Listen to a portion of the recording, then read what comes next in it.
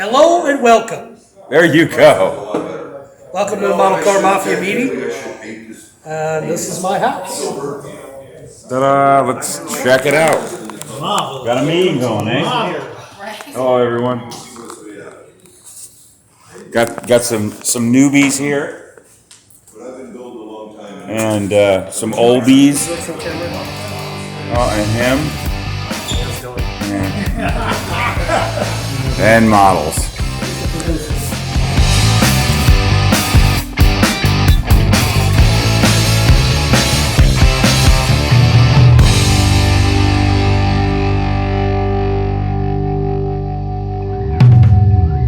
That's bare metal foil? Yeah, but then they flat coat it over to make it dull. That's pretty neat. I mean, your cars don't have shielding around them like modern cars do, so.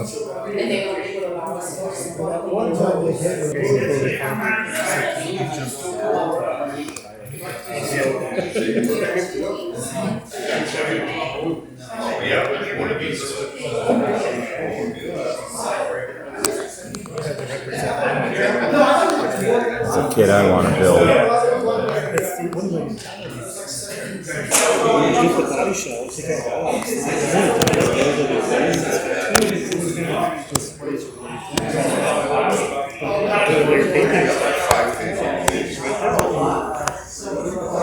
I actually flopped the cargo shop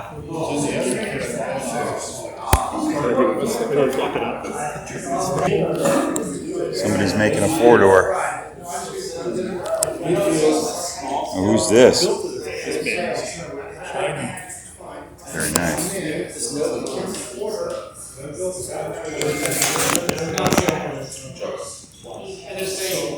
One of my favorite third gens.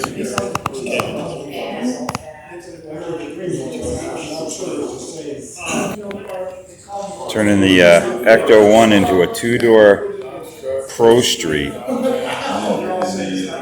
Working doors.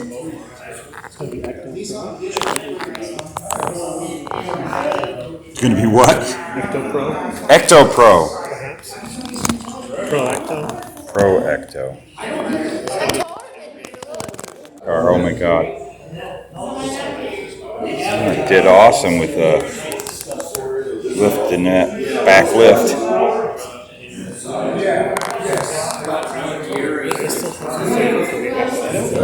I like those Indy 500 pace cars. Old Chucky's Pro Street. Nova.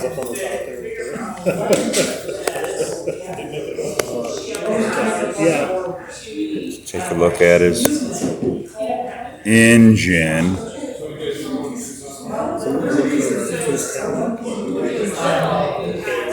Pretty cool. He's working on a next-gen Camaro NASCAR race car. We got a movie star at the meeting tonight. Yep.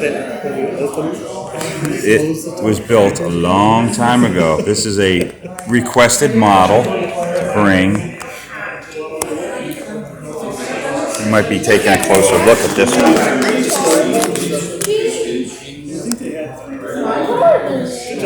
Big school bus. The way of us seeing. That looks like some cool paint right there.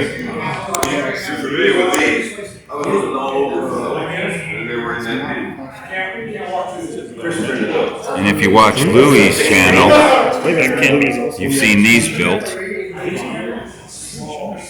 Those look great. Those Novas look awesome. So cool. The red one? Yes. It looks real nice. This one. You did that one yourself? Sadly, it broke. Did you do the decals on it too? Yep, that helped me. Good job. This one broke here. Oh, that sucks. I like that wing though. Is this the old folks area? Yeah, it is. Yeah. Hey, Matt. Just be nice now. Old. Remember, I have kits for you. these young guys over here. Hi, Bob. You can say hi. All right, you can be quiet now, Bob. Everybody's enjoying themselves, talking model car crap. That's about all it is. You're watching the Luka Cee channel on YouTube. Okay, I'm sure most of you recognize what this is. The old two-lane blacktop, 55. The thing about this one is probably a special model to me because, well, I guess the conception of this model was when I first found out about the movie. It goes way back to 1988, that was, wasn't it? My old buddy Greg here, it's his first time coming to a meeting, but before we started this club, Greg and I were talking about getting this club going, and I'm so glad he's finally come. And I said, when you do, you got to bring this. But the story goes many, many, many moons ago when we were in the Moonlight Modelers, and I was this young kid, and I come to the meeting, and all these old guys are watching this movie that's on TV. I never seen these couple of guys running around the country drag racing in this old 55, and Greg's sitting there taking notes, and everybody's talking, everybody's helping, and I kind of got into watching the movie, and they're saying, well, you got to do this, and he's just writing notes of everything that everybody noticed about this particular car. Because remember, 1988, definitely no internet. And heck, back then, the movie, if you weren't into cars and car movies back in the 70s, and you were kind of like me, a kid new into hot rodding and models and cars, you didn't hear about that movie Two-Lane Blacktop. It was pretty rare for it to come on the TV. So it was kind of an event that it came on that night. And Greg says, I'm going to build a model of that. So everybody in the club was all in on putting in their, helping them take all the notes. And this was all done just all from those notes and memory of watching it that one time. Because you didn't have pictures, you didn't have nothing. No magazines. No magazine. No internet, that's for sure. Yeah. So I've seen this car built a lot of times by a lot of people, but what's really special about this one is the fact that it was a bunch of friends getting together and just helping take notes. And that's what you went by. That's what makes this thing really, really cool. And it's so neat to see it. It's been years and years and years since I've seen it. But why don't you talk about it? Because this was like the catalyst to this too. Not only that, the TV show or the movie was coming on TV the night of a model meeting, but the fact that AMT had just released that 55 Chevy. That was it. Exactly. That was it. That was a two-door post 55. The interesting thing is I only used the body. The chassis, the frame is from a Revell kit. Because it had more detail for the trunk. Right, yeah, because you had to have that open. It had a lot more. And that's where you put the high test. There it is. Yeah. Coming up with Daisy 200S wheels was a little bit of an issue. I don't even remember what kits these came out of. Yeah.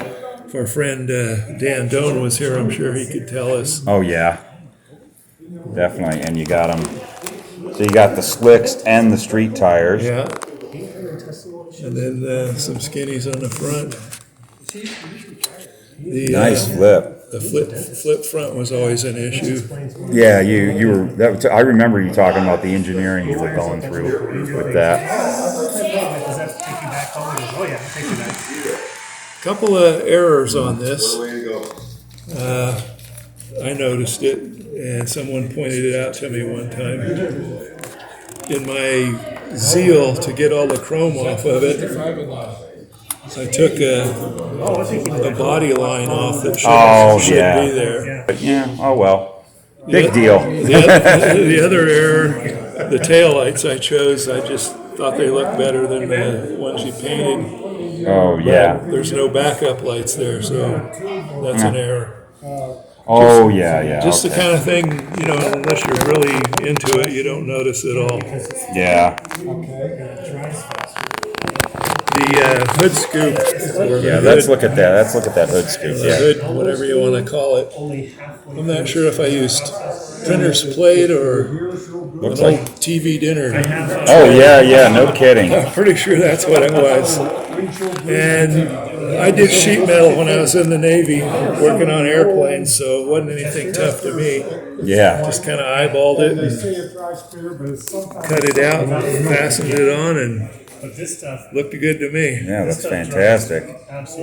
And then the weathering you did, you got to get that dirty streaking. That was, the car was really. Just, a shot of gray primer and then a bottle of thinner and just go into town running No the kidding. fire on there. And the thing is back then there wasn't a lot of people doing weathering on model cars. It wasn't really popular in our hobby then. Yeah, but definitely a part of this car for sure. Oh, it had to be. That was a major part of the character of this car is how dirty it was. And you got your even getting a little filthy there from everything kicking up onto the quarter panel. The door windows was another one. They Oh yeah, that's right. slide The windows. slide windows, I see that. Holy cow, you got the slide windows in.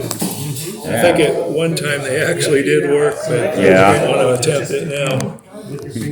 Yeah, this, it's like 33 years old, isn't it? Pretty close. Yeah. Another thing was just collecting the parts. What parts do I need? What kits do they come out of? And a lot of people were helping me with that. Yeah. The headers, I'm not sure if I bent those up or they came out of a kit. Yeah. But it was pretty close to what they show. And Oh, yeah. I think you really grabbed the essence of the car, the essence of that engine that was in there. And again, there wasn't a lot of information when you did this car. Now there's everything out there. Everybody's got a clone or a replica. Yeah. And there's all kinds of what was the guy Richard Ruth who built the car, who's actually in a scene in the movie where he's at the gas station asking is it fast? It looked like an awful lot of work. And Richard, there's so many documentations that he talks about the build of this car now. You just didn't have access to that back in 1988. You just a whole bunch of friends sitting around watching the movie. And it was interesting how one person would find something and somebody else would find something else. Now something we're going to have to get one of these days, and I'll have to put it on the channel, is that the notes actually still exist now. Yeah, they do, and I looked for them tonight, and I couldn't find them, but I know I have But them. doesn't Brad have them? I thought Brad said he has them. Well, he might be a possibility, So- because I know I've given him a lot of stuff through the Yeah, years. he says. I think Brad said he has the notes. We'll have to get a hold of those and take a look at them. I'm so glad you brought this tonight. I'm so glad you came, man. I've been meaning to, family, Yeah. COVID, all that stuff. I was so great. Stacks up against all. Greg, thanks a bunch. I gotta say this one thing. I don't know if you remember this, Greg, but what started me really taking off with model cars, Greg is a big part of it for me, because I wrote a letter back in 1987, 88 to Scale Auto, and I mentioned, man, I wish I could meet other modelers. I'm here in Phoenix. And Greg called me up and said, well, we got a club. So he was kind of the one that pulled me into the model club locally here, and I met everybody and got a bunch of lifelong friendships after that. So, so we've known each other a long time. Definitely. Thanks for bringing it.